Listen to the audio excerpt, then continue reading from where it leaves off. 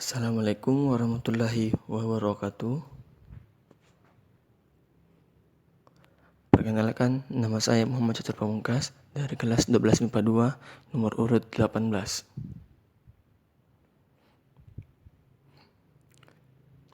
Di sini saya akan menjelaskan radiasi elektromagnetik. Baiklah, marilah disimak materinya. Yang pertama, pengertian. Radiasi elektromagnetik adalah kombinasi medan listrik dan medan magnet yang berosilasi dan merambat lewat ruang dan membawa energi dari satu tempat ke tempat yang lain. Cahaya tampak adalah salah satu bentuk radiasi elektromagnetik. Setiap muatan listrik yang memiliki percepatan memancarkan radiasi elektromagnetik. Yang kedua, sifat radiasi elektromagnetik. Sifat dari radiasi elektromagnetik antara lain: yang pertama, dapat merambat di ruang hampa; yang kedua, merupakan gelombang transversal; ketiga, mengalami pemantulan atau refleksi; keempat, mengalami pembiasan atau refraksi; yang kelima, mengalami interferensi; yang keenam, mengalami lenturan atau difraksi; yang ketujuh, arah hambatannya tidak ditentukan oleh medan listrik maupun medan magnet.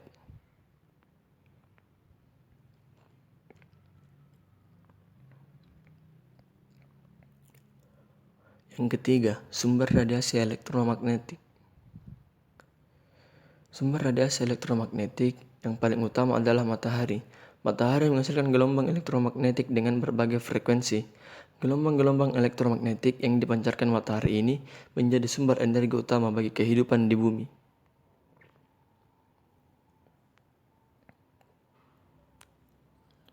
Sinar ultraviolet yang dipancarkan matahari berguna bagi tumbuhan untuk berfotosintesis. Selain itu, cahaya tampak yang dihasilkan matahari membantu manusia untuk dapat melihat lingkungan sekitarnya. Selain matahari, bumi juga memancarkan radiasi elektromagnetik. Energi matahari yang diteruskan ke bumi dalam bentuk panas menghangatkan permukaan bumi sehingga bumi memancarkan radiasi inframerah keluar angkasa. Gelombang radio dihasilkan oleh arus listrik makroskopik yang berosilasi pada antena pemancar radio atau peralatan elektronik lainnya. Gelombang cahaya tampak dihasilkan oleh transisi elektron dalam atom ke tingkat energi yang lebih rendah.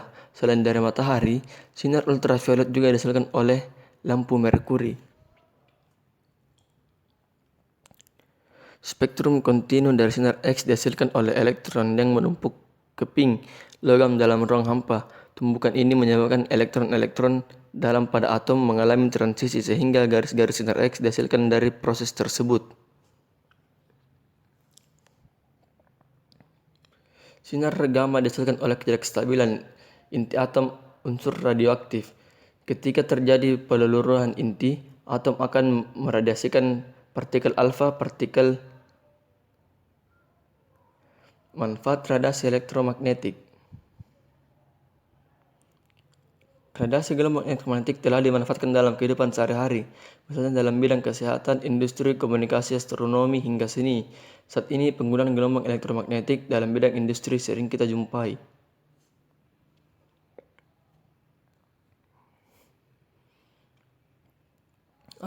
Gelombang radio atau MF dan HF.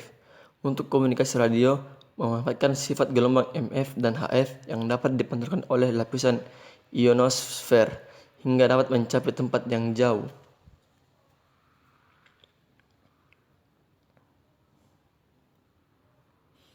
B. Gelombang radio UHF dan VHF. Untuk komunikasi satelit, memanfaatkan sifat gelombang UHF dan VHF yang dapat menembus lapisan atmosfer atau ionosfer hingga dapat mencapai satelit.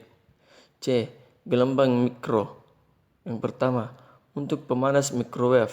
Yang kedua, untuk menganalisa struktur atomik dan molekul. Yang ketiga, dapat digunakan untuk mengukur kedalaman laut. Yang keempat, digunakan pada rangkaian televisi. Yang kelima, untuk komunikasi radar. D. Sinar inframerah. Yang pertama, untuk terapi fisik atau menyembuhkan penyakit cacar dan encok, yang biasa disebut physical therapy. Yang kedua, untuk fotografi, pemetaan sumber daya alam, mendeteksi tanaman yang tumbuh di bumi dan detail Tiga, untuk fotografi diagnosa penyakit. Yang keempat, digunakan pada remote control berbagai peralatan elektronik, alarm pencuri.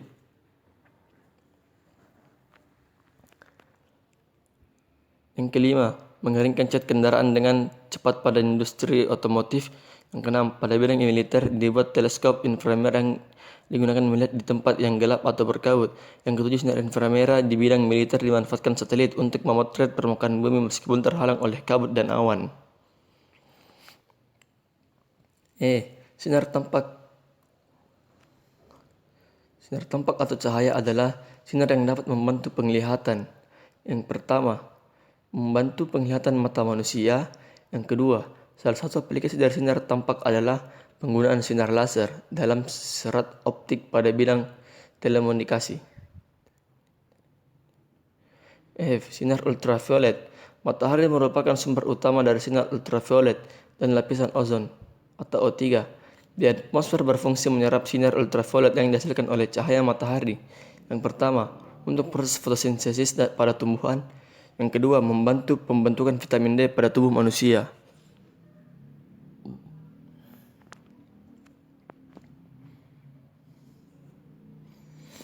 Sinar X atau sinar Rontgen. Sinar X banyak digunakan dalam bidang kedokteran dan bidang industri. Yang pertama, dimanfaatkan di bidang kesehatan kedokteran untuk memotret organ-organ dalam tubuh atau tulang, jantung, paru-paru, melihat organ dalam tanpa pembedahan.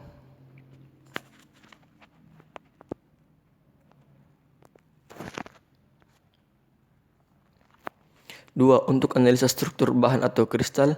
Yang ketiga, mendeteksi keretakan atau cacat pada logam yang dapat memeriksa barang-barang di bandara udara atau pelabuhan. Sinar gamma. Sinar gamma merupakan sebuah bentuk radiasi mengionisasi. Mereka lebih menembus dari radiasi alfa atau beta. Keduanya bukan radiasi elektromagnetik, tapi kurang mengionisasi. Yang pertama, dimanfaatkan dunia kedokteran untuk terapi kanker. Yang kedua, dimanfaatkan untuk sterilisasi peralatan rumah sakit.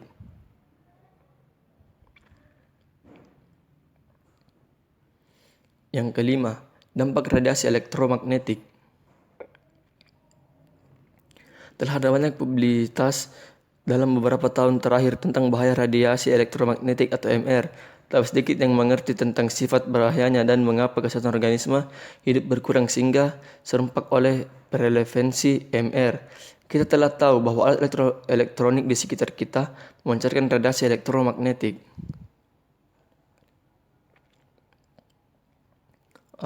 Laptop dan perangkat Wi-Fi. Laptop banyak dilengkapi dengan Wi-Fi atau wireless fidelity. Ada dampak negatif terhadap kesehatan. Di antara bahaya yang ditimbulkannya adalah mengakibatkan nyeri kepala dan insomnia. Efek radiasi seperti kerusakan kromosom berdampak pada kapasitas konsentrasi dan menurunnya memori jangka pendek, serta meningkatnya kejadian berbagai tipe kanker. Handphone. Sudah ada begitu banyak penelitian tentang begitu bahayanya radiasi yang ditimbulkan oleh handphone. Ada 4 efek terkenal akibat radiasi handphone ini. Yang pertama, mengurangi produksi sperma. Yang kedua, bagi ibu hamil dan anak-anak, bagi para wanita yang sedang mengandung, lebih baik hindari pemakaian HP secara berlebihan atau rutin. Hal ini karena radiasi yang diakibatkan oleh HP akan mengganggu pembentukan janin dalam kandungan. Yang ketiga, dapat mengganggu ingatan manusia. Yang keempat, menyebabkan kanker otak. Komputer. Banyak hal yang dapat kita lakukan dengan komputer seperti mengetik, memainkan musik dan video, mengirim email ataupun bermain game. Tanpa kita sadari, setiap kali memandang monitor komputer, semakin dekat juga kita dengan penyakit rabun mata, katarak, epilepsi. Efeknya baru dirasakan 5 atau 15 tahun kemudian.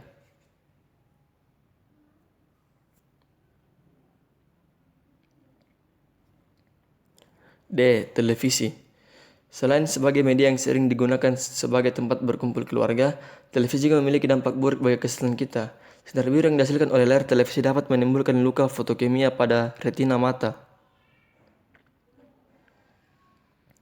Risiko kerusakan akibat paparan sinar biru lebih besar pada anak dibanding pada orang dewasa karena tingkat kejernihan lensa mata anak lebih tinggi dibanding pada orang dewasa, sehingga lebih banyak sinar biru yang akan ditangkap oleh retina mata anak sekitar 70-80% dibanding retina mata orang dewasa sekitar 50%.